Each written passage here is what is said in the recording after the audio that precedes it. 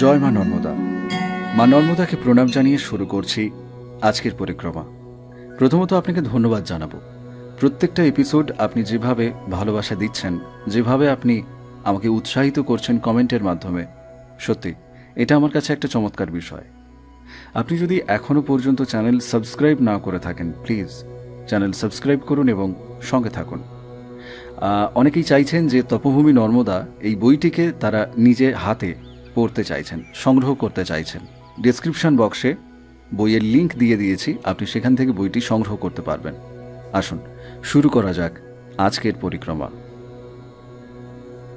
আমি বেশ বুঝতে পারছি আমার আয়ু নির্ভর করছে দৃঢ় ও অকম্পিতভাবে সাপের চোখের দিকে এক দৃষ্টিতে তাকিয়ে থাকার উপর।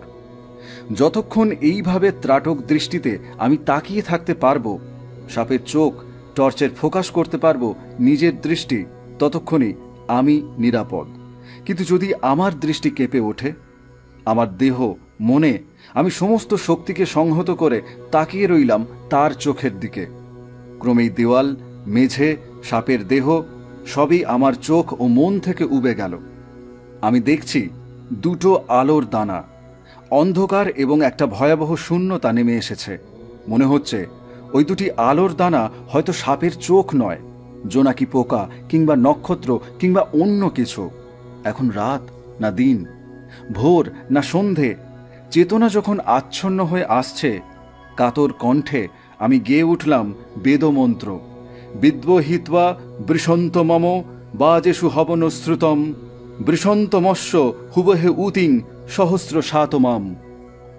জানি তোমায় জানি ইন্দ্র, অমোঘ তুমি দাতা, বিপদকালে রণস্থলে তুমিই মোদের ত্রাতা।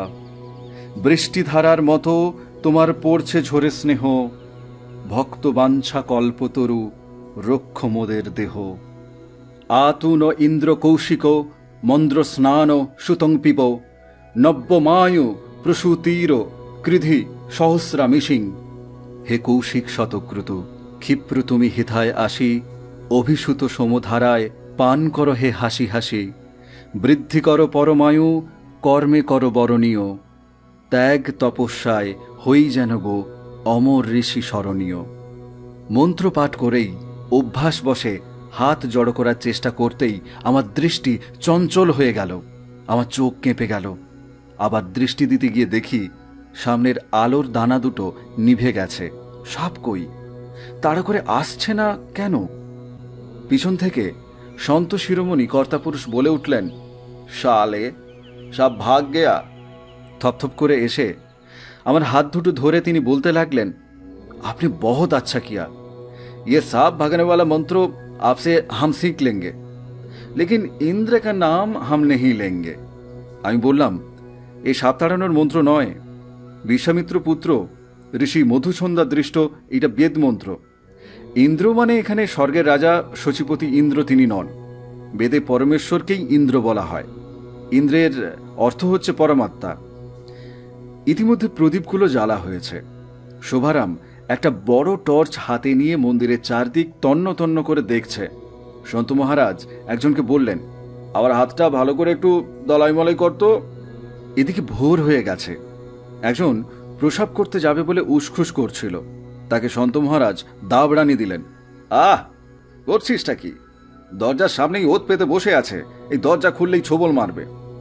আমাকে বললেন, আপ পহলে যাইয়ে, क्योंकि आप मंत्र जानते हैं, जाइए पहले आप जाइए। অগত্যা আমি দরজা খুলে বাইরে বেরোলাম। শৌচাদি সেরে এসে দেখি তারা তাদের বিছানাপত্র বাঁধছেন। সন্ত মহারাজ বললেন, এ স্থান অবিলম্বে ত্যাগ করা উচিত, এই সাপ পুনরায় ফিরে আসতে পারে। আমি স্নানটা করে নিতে চাইলাম। তিনি বললেন, না না, তা লাগবে না, আপনি মাইল 10 চলুন না, মাইল 10 গেলেই আপনি ধর্মপুরী পৌঁছে যাবেন, আমরা সেখানেই স্নান করব। অগত্যা গাঁঠরি বেঁধে মহাদেবকে প্রণাম করেই আমি বেরিয়ে পড়লাম। সেই একই পার্বত্য পথ। দামি জুতা পায়ে দিয়েও সন্ত মহারাজ একটুতেই তিনি আহা উহু করে উঠছেন, আর সঙ্গে সঙ্গে 4 শিষ্য এসে তার পায়ে হাত বুলোচ্ছে। ভাবলাম, এভাবে যদি হাঁটা যায় তাহলে ধর্মপুরী পৌঁছাতেই রাত হয়ে যাবে। আমি বললাম, আপনি আমার সঙ্গে হাঁটুন, কোথাও হোঁচট খেলে আমি আপনাকে ধরে ফেলব। পথের মধ্যে ওই পাথর কাঁকড় থাকলেও আমি সাবধানে সরিয়ে ফেলব। গতরাত্রির ঘটনার পর থেকে তার কাছে আমার আদর বেড়ে গেছে। আমার কথায় রাজি হয়ে তিনি হাঁটতে লাগলেন। শোভারামকে বললেন, তোমরা সবাই শুনে রাখো, এ যদি আমার কাছে দীক্ষা নেয় তাহলে একেই আমি কিন্তু মহান্ত বানাবো। এই তোমাদের কোনো আপত্তি আছে নাকি? নেই জি, বহুত আচ্ছাই হোগা। আমি দীক্ষা নিতে রাজি আছি কি না তিনি জিজ্ঞেস করলেন না। আমি প্রশ্ন করলাম, আচ্ছা আপনাদের দীক্ষার পদ্ধতি কি?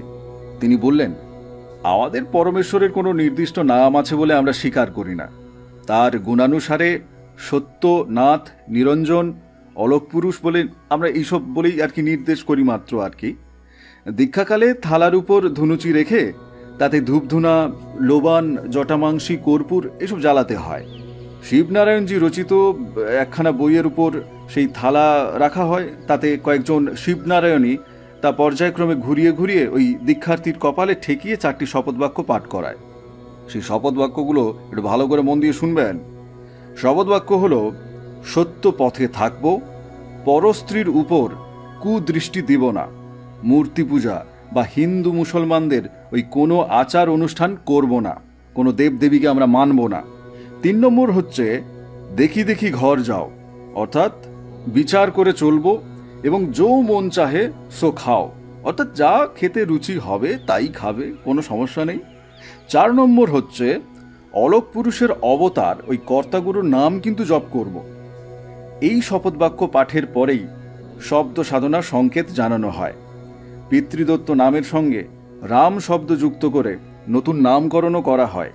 যেমন ধরো, শিবনারায়ণজির 4 শিষ্য ছিলেন, তাদের নাম রামনাথ রাম, যুবরাজ রাম, রঘুনন্দন রাম এবং লক্ষণ রাম।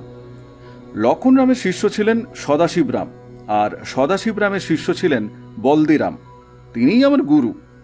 আমাদের সম্প্রদায়ে কতগুলি সাংকেতিক নাম আছে, সেটা একটু আপনাকে জানিয়ে দিই। হ্যাঁ, সেটা হচ্ছে কি, ওই আপনার ভাতকে আমরা বলছি ফুলরাম, ডালকে আমরা বলি রুক্মিণী, রুটিকে আমরা বলছি মুদ্রা, ছাগ মাংস সেটাকে আমরা বলছি কাঁঠাল, মদ দুদুর রাম, লবণ, রামরস, হাঁসের মাংস বুঝেছেন, হাঁসের মাংসকে আমরা বলছি বটের।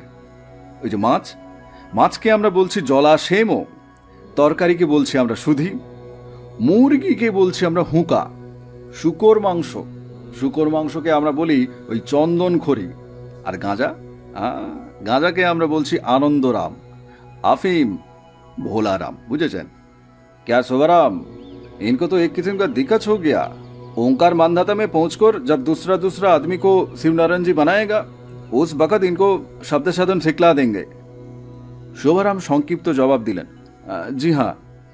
আমাকে একবার জিজ্ঞাসা করলেন, আচ্ছা এখন তুমি কিসে সাধনা করো? আমি কোনো অলোক পুরুষ বা অদৃশ্য দেবতার উপাসনা করি না। কোনো অদৃশ্য বা অদৃষ্ট পূর্ব দেবতাকে ধেয়ে বেড়ানো আমার স্বভাব নয়। আমার যিনি ইষ্টদেবতা, সেই জন্মদাতা জ্ঞানদাতা বাবারই আমি উপাসনা করি। আমার বাবা নর্মদা পরিক্রমা করতে বলেছিলেন, তাই আমি এখানে এসেছি। এখন করছো করো, বুঝতে কই হার্জা নেই। তবে আমি দীক্ষা দেওয়ার পর তোমাকে আর পরিক্রমা করতে আমি দেব না। আমার সঙ্গেই তুমি ফিরে আসবে, নতুবা মাকে দেখবার জন্য একবার দেশে যেতেও আমি হুকুম তোমাকে করতে পারি। পাতি রামের এই প্রলোপোক্তি বা পাতি বাক্যের আমি কোনো জবাব দিলাম না। কথা বলতে বলতে এমন স্থানে এসে পৌঁছলাম যেখানে মা নর্মদার দিকে তাকিয়ে দেখি নর্মদা জলপ্রপাতের আকারে পর্বত ভেদ করে যেন নিচে নামছে। চারধারে বড় বড় গাছের মেলা, আর সব গাছেরই গুঁড়ি ও ডালপালা বেয়ে এক ধরনের বড় বড় লতা উঠে তাদের ছোট ছোট পাতা দিয়ে এমন নিবিড়ভাবে গাছগুলোকে আষ্টে পৃষ্ঠে জড়িয়েছে যে গুঁড়ির আসল রং দেখা যাচ্ছে না। শোভারাম বলল, এইসব লতায় বর্ষাকালে একরকম ফুল ফোটে যার রং সোনালি, তার গন্ধে ঘুম পায়। এখানে বাঘ ভাল্লুকও থাকতে পারে। মাইলখানিক পথ একটু তাড়াতাড়ি হেঁটে চলুন। আমরা চলার ছন্দ বাড়িয়ে দিলাম। রাস্তাটা ঢালুর দিকে যাচ্ছে। উঁচু থেকে নিচে নামলে এমনিতে পায়ে গতি বেড়ে যায়। মনে হয় পেছন দিক থেকে কেউ যেন ক্রমাগত ঠেলা দিচ্ছে।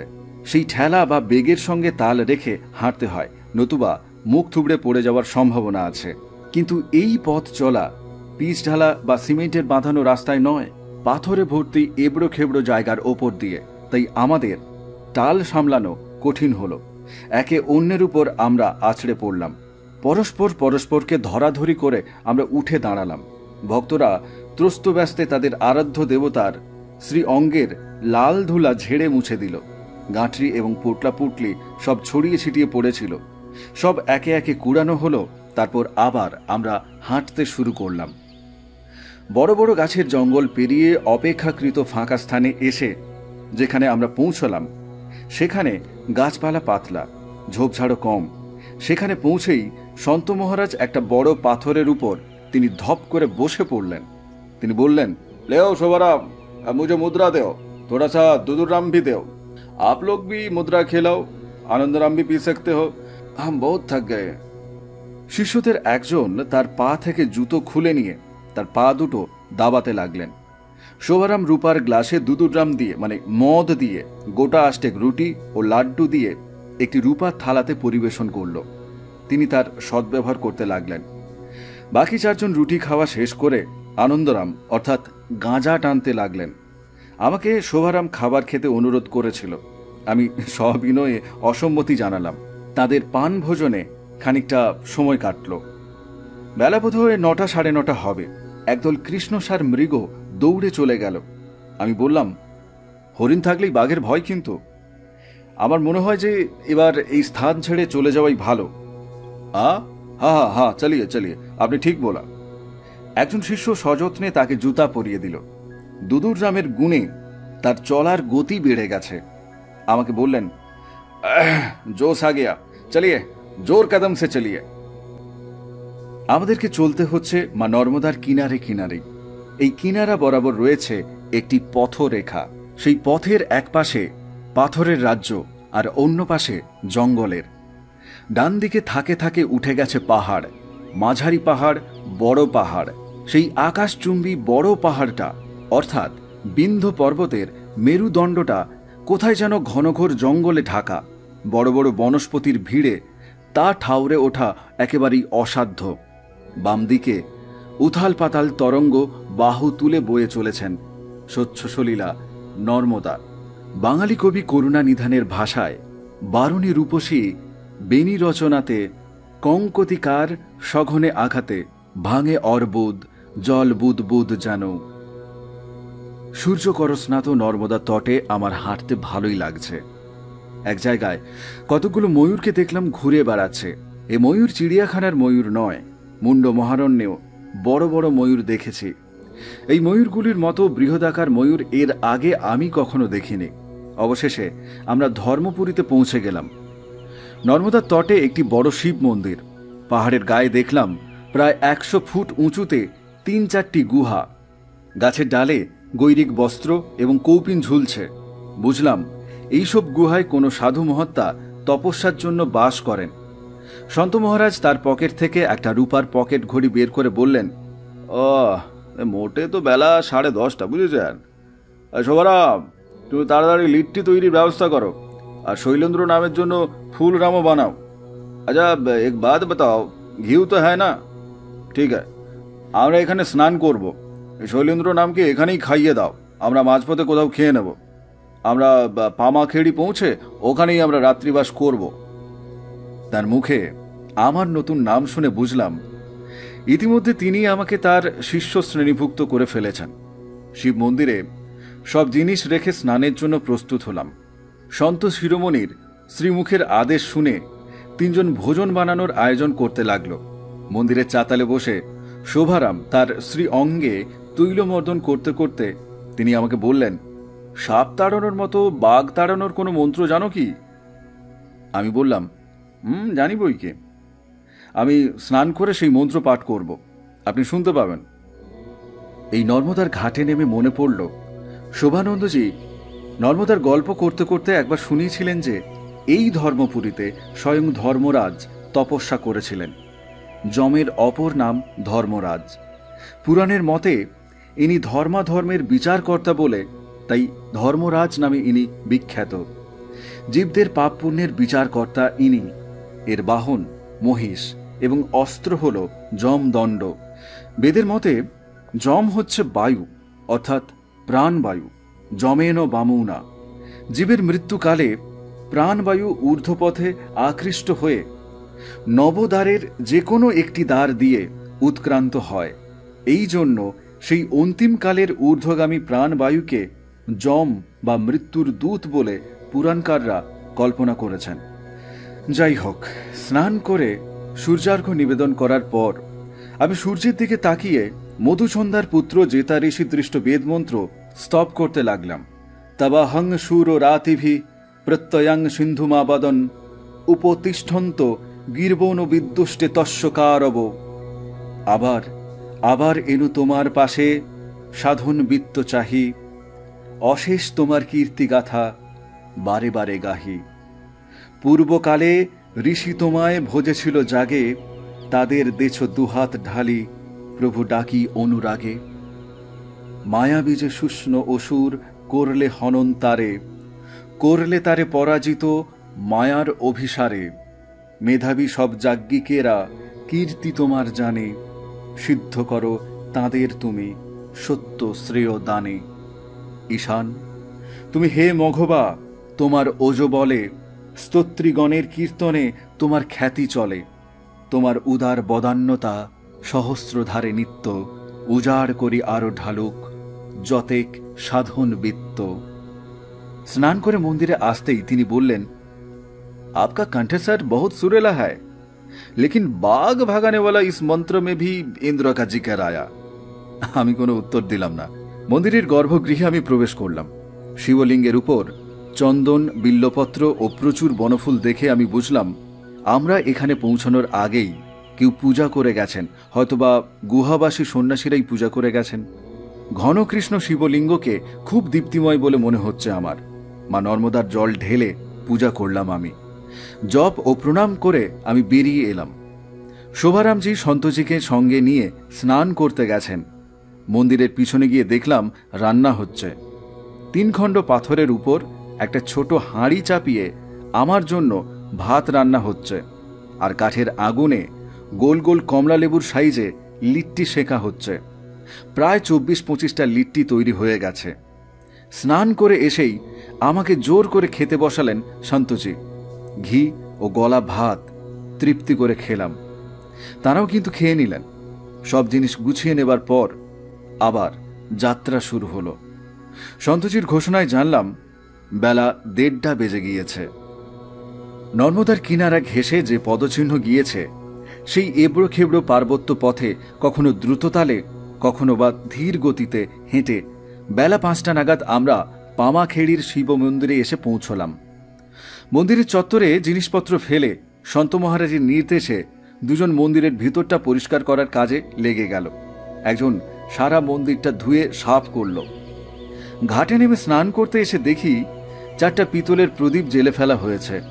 তখনও কিন্তু সূর্য অস্ত যায়নি। মন্দিরের চত্বরে দাঁড়িয়ে দেখছি বিশাল বিন্ধ্য পর্বত যেন ধাপে ধাপে উঠে আকাশে ঠেকে গিয়েছে। পর্বতের উচ্চতম শিখররাজি অস্তমান সূর্যের রঙিন আলোয় দেবলোকের কনক দেউলের মতো বহু দূর নীল শূন্যে মাথা তুলে দাঁড়িয়ে আছে। কিন্তু সেই অপরূপ শোভা বেশিক্ষণ বাইরে দাঁড়িয়ে দেখবার আমি সুযোগ পেলাম না। শান্ত মহারাজ চেঁচামেচি করে আমাকে মন্দিরের ভেতর ঢুকতে বাধ্য করলেন। দরজা নিজ হাতে বন্ধ করে তিনি আমায় বললেন, अब एक काम कीजिए, अब अच्छी तरह से वो सांप भगाने वाला मंत्र अब जप करो। আমি শিবলিঙ্গ হতে ফুট 4 দূরে নিজের বিছানা পাতলাম। ভোগ ঘরে কিছু কাঠ পড়েছিল। তিনি শোভারামকে হুকুম করলেন, আমরা वास्ते फूलराम बनाओ, तुम लोगों के लिए मुद्रा बनाओ, ठीक है, और सबसे पहले चा बनाओ, बहुत थक गए। আমি চমকে উঠলাম তার কথা শুনে। এই পাহাড় জঙ্গলে তিনি চা সংগ্রহ করলেন কিভাবে? নিজেই তার উত্তর দিলেন, हमारा कर्ता गुरु संतराज बल्दीराम ने कलकत्ता का शिवनारायणी संप्रदाय का महंत थे। हम भी उनके साथ 2-3 दफे कलकत्ता गया था। वो लोग हमारे पास में चा भेजते हैं। ओंकार मंदाता का नजदीक वो मोरटक्का में हमारा गदी है। रेल पार्सल में हमारा पास वो चा आती है। চা বানানোর কথা বলতেই তার অনুচরদের মধ্যে আনন্দের সাড়া পড়ে গেছে। চা হবার পর তিনি নিজ হাতে আমাকে একটা গ্লাসে দিয়ে বললেন, পিও জি পিও। ये तो सिर्फ गरम पानी है, आराम मिलेगा। সারাদিন হাঁটার পরিশ্রমে আমার পা একেবারে কনকন করছে। আমি খুশি মনেই চা খেলাম। তার অনুমতি নিয়ে আমি শুয়ে পড়লাম। তাদের বন্দেগী অর্থাৎ উপাসনাতে দুদুরাম, আনন্দরাম এবং ভোজন পর্ব কত রাত্রে যে শেষ হলো তা আমি জানতে পারিনি। আমি অকাতরে ঘুমিয়েছি। ঘুম যখন ভাঙলো তখন সকাল হয়ে গেছে। প্রাতকৃত্য সেরে এসে দেখি সন্ত মহারাজ জেগেছেন। একজন তার পদসেবা করছে আর তিনজন পোটলা পুঁটলি বাঁধা ছাঁদায় ব্যস্ত। আমাকে দেখি তিনি বললেন, अभी हम लोग यात्रा करेंगे, इधर से 10 मील जाने से हम लोग कलादेव पहुंच जाएगी। उधर बहुत शिवनारायणी लोगों का निवास है, वो लोग मेरे दर्शन के लिए तड़पाते हैं। कलादेव में आज ठहरेंगे। আমি তাহলে স্নান করে এই মন্দিরে মহাদেবকে পুজো করে নিই। এই বলে তাড়াতাড়ি আমি ঘাটে নেমে স্নান করে এসে পামাখাড়ির শিবকে পূজা করতে বসলাম। প্রায় 1.5 ফুট উঁচু শিবলিঙ্গ। এই রকম অদ্ভুত ধরনের শিবলিঙ্গ ইতিপূর্বে কোথাও দেখিনি। জনিপীঠের উপর গিট্টি দিয়ে তৈরি যেন একটা খড়গ বসানো আছে। খড়গর মতোই কণ্ঠকূপে ভাঁজ।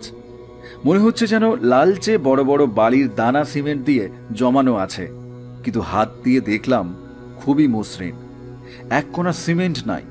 ছোট গিটি বা বালির বড় দানাকে সিমেন্ট দিয়ে খড়গের আকারে জমালে হাতে যে কর্কশ ভাঁজ লাগবার কথা তা হাতে লাগলো না। মা নর্মদার জলে শতই উদ্ভূত এই লিঙ্গ। আমি বুঝতে পারলাম অনুচর বর্গসহ সন্ত মহারাজ যাত্রার জন্য প্রস্তুত হয়েছেন। তা আমি গ্রাহ্য করলাম না। শিলা চক্রার্থ বোধিনী বের করে এই শিবলিঙ্গের পরিচয় খুঁজে বের করতে আমি প্রস্তুত হয়েছি। আমি দেখতে লাগলাম এর পরিচয় আমি পাই কিনা। বইয়ের লক্ষণ মিলিয়ে আমি জানতে পারলাম এই শিবলিঙ্গের নাম রাক্ষস লিঙ্গ বা নৈরিত লিঙ্গ। তাঁর লক্ষণ হল রাক্ষসং খড়গ সদৃশং জ্ঞান যোগ ফলপ্রদম কর্করাদি প্রলিপ্তন্তু কুণ্ঠ কুক্ষিযুতং তথা রাক্ষসং নিষ্কৃতে লিঙ্গং গ্রাহস্থেন সুখপ্রদম। এই লিঙ্গ গৃহীদের পূজনীয় নয়, কারণ গৃহীর কাম্য সুখ ও সাধের সংসার। কিন্তু এই লিঙ্গ সংসার জ্বালার নিবৃত্তি ঘটায়, নির্বাণ দান করে। তাই হয়তো নির্বাকাঙ্ক্ষী সাধুরা উপরের ওই গুহায় থেকে এই নির্বাণপ্রদ শিবের তপস্যা তারা করছেন। মহাদেবকে প্রণাম করে গাঁটরিটি কাঁধে তুলে নিয়ে সন্ত মহারাজের সঙ্গে যাত্রা করলাম কালাদেওর দিকে। সাজা ও সেগুন জঙ্গল যেন আরো ঘন হয়ে উঠে গেছে পর্বতের উপরের দিকে। যেদিন অমরকণ্টক হতে পরিক্রমা আরম্ভ করেছিলাম সেদিন ছিল 1953 সালের 18 সেপ্টেম্বর, বৃহস্পতিবার, বাংলা 1359 সাল পহলা আশ্বিন। সেদিন তাল নবমী ছিল। প্রায় 6 মাস ধরে এই নর্মদা তটে আমি হাঁটছি। 1953 সাল গত হয়ে 1954 সাল পড়েছে, আর 15 দিন পরে বাংলা 1359 সাল শেষ হয়ে 1360 সাল শুরু হবে। সন্ত মহারাজ হঠাৎ আমাকে জাপটে ধরতেই চিন্তাস্রোত ছিন্ন হল। প্রায় গোটাচারেক বাইসন তীর বেগে দৌড়ে আসছে, ঠিক গরুর মতো দেখতে, তবে তাদের শিং দুটো প্রায় 2 ফুট করে লম্বা। আমাদের চলার পথ ধরেই আসছে। আমরা তাড়াতাড়ি প্রায় 10 ফুট উপরে উঠে সাজা ও সেগুন গাছের আড়ালে গিয়ে দাঁড়ালাম। সন্ত মহারাজ থরথর করে কাঁপছেন আর হাঁপাচ্ছেন। বাইসনগুলো চলে যেতেই আমরা নেমে এলাম। তিনি শোভারামকে চোখ রাঙিয়ে বলতে লাগলেন, এইভাবে আমাকে আর সফর করিও না। এবার থেকে যারা দীক্ষাপ্রার্থী হবে তাদেরকে আমার গদিতে আসতে হবে। যেখানে ট্রেনে বা বাসে যাওয়া যাবে সেখানেই কেবল আমি যেতে পারি। তিনি রাগে ফুঁসছেন। সবই যেন শোভারামের দোষ। সাপ, বাইসন সবাই যেন শোভারামের ষড়যন্ত্রে চক্রান্ত করে ওই গুরু মহারাজকে নাজেহাল করছে। আমি শোভারামকে তার ভৎসনা থেকে বাঁচাবার জন্য বললাম, দেখিয়ে পেड़ का डाल में कितना सुंदर खूबसूरत बंदर है देखिए। তিনি বাঁদর দেখায় ব্যস্ত হলেন। শোভারামকে বললেন পাথর ছুঁড়ে তাদের তাড়িয়ে দিতে। আমি বললাম, পাথর ছোঁড়ার দরকার কি? পাথর ছুঁড়লেই ওরা দলবদ্ধ হয়ে আক্রমণ করবে। তার চেয়ে বরং আমরা সাবধানে হাঁটতে থাকি, আসুন। এইভাবে মাইল 3 হাঁটার পর আবার মা নর্মদাকে একটু দক্ষিণ দিকে বেঁকে আমি বইতে দেখলাম। এই অঞ্চলে শিমুল গাছ ও কুল গাছের ঝোপঝাড় বড় বেশি করে চোখে পড়তে লাগলো। মাঝে মাঝে সাজা সেগুন গাছ তো আছেই, তবে ছায়া বিরল বিশাল বিশাল শিমুল গাছই বেশি। তাদের সারা গায়ে যেন বড় বড় আঁচিল বা আপ বেরিয়েছে। আমি শোভারামকে জিজ্ঞাসা করলাম, আচ্ছা, এই অঞ্চলে কি মানুষজনের কোনো বসতি নাই? কি করে থাকবে? বাঘ, নেকড়ে, হায়না, গেউড়া, চিতাবাঘের থাবার নিচে কে মাথা দিতে যাবে বলুন তো? তবে হ্যাঁ, ওই নর্মদা তটের ওই দক্ষিণ তটে ওদিকে মানুষজনের বসতি আছে। শিমুল ফুলের জঙ্গল অতিক্রম করার পর আবার ঘন জঙ্গলে আমরা পা দিলাম। সেখানে পাহাড়ের উপর থেকে ঝরঝর করে ঝর্ণা বয়ে আসছে। পথ পিচ্ছিল। একদল ময়ূর এবং হরিণ দৌড়াদৌড়ি করে খেলা করছে। এক একটা ময়ূরকে তাড়া করে 2-3টা হরিণ আসছে। ময়ূরটা কেকারব করতে করতে গাছের ডালে উড়ে গিয়ে বসছে। কোনো কোনো ময়ূর পেখম মেলে এই ঝর্ণার জলে মুখ দেবার চেষ্টা করলেই হরিণ তাড়া করে আসছে। হরিণ জলে মুখ দিতে গেলেই ময়ূর তার গা ঘেঁষে ঠোকরাচ্ছে। চারিদিকে অদ্ভুত নিস্তব্ধতা। আমরা নিঃশব্দে দাঁড়িয়ে সেই অপরূপ দৃশ্য প্রায় 10 মিনিট কাল উপভোগ করলাম। সহসা সন্ত মহারাজের হ্যাঁচ্চ শব্দে চোখের পলকে হরিণগুলো তড়িৎ গতিতে অদৃশ্য হয়ে গেল। আমরা সবাই আবার পা টিপে টিপে ঝর্ণার জলে ভেজা অংশটা পেরিয়ে এলাম। চোখে পড়ল একটা বড় নৌকায় চেপে নৌকা ভর্তি লোক মাদল আর ভেরি বাজাতে বাজাতে নর্মদার দক্ষিণ তট হতে উত্তর তটে এসে নৌকা ভিড়ালো।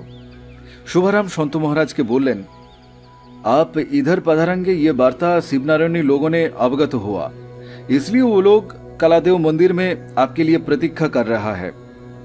শুনে তিনি খুবই খুশি হলেন, পুলকিত হলেন। তিনি বললেন, घंटीराम, घंटीराम बहुत काबिल आदमी है, उन्होंने सबको संवाद दे दिया। देव, मुझे मुद्रा देव, थोड़ा सा दुदुराम भी देव। তিনি বিশ্রাম করার জন্য বসে পড়লেন। তাদের মুদ্রা পর্ব, লাড্ডু পর্ব, দুদুররাম পর্ব এবং আনন্দরাম পর্ব শেষ হল। কর্তাপুরুষ পুরন্ধনী সন্ত মহারাজ আমাকেও সেই বাসি রুটি খাবার জন্য অনুরোধ করেছিলেন, কিন্তু আমি জানালাম, কিছুক্ষণ পরেই তো কালাদেব মন্দিরে পৌঁছে যাচ্ছে, সেখানে পৌঁছেই মহাদেবকে পুজো করে একেবারে আপনাদের সাথে মধ্যাহ্নভোজন করব। তিনি বললেন, জয়সা আপকা মার্জি। সকালে পামাখাড়ির মন্দিরে সেই নৈঋত বা রাক্ষস লিঙ্গকে পুজো করার সময় থেকেই তিনি আমার উপর বেজায় চটে আছেন। মা নর্মদাকে প্রণাম জানিয়ে এই এপিসোড এখানেই বিরাম দিচ্ছে। আপনি শুনছেন যোগীপুরুষ শ্রী শৈলেন্দ্র নারায়ণ ঘোষাল শাস্ত্রী মহাশয় রচিত দিব্য পুস্তক তপভূমি নর্মদা। এই চ্যানেল যদি আপনি সাবস্ক্রাইব না করে থাকেন, প্লিজ সাবস্ক্রাইব করুন, সাথে থাকুন। এবং তপভূমি নর্মদা যদি আপনি সংগ্রহ করতে চান তাহলে ডেসক্রিপশন বক্সে লিংক দেওয়া আছে, সেখান থেকে আপনি সংগ্রহ করতে পারবেন। মা নর্মদার কৃপা আপনার উপর বর্ষিত হোক। নমস্কার।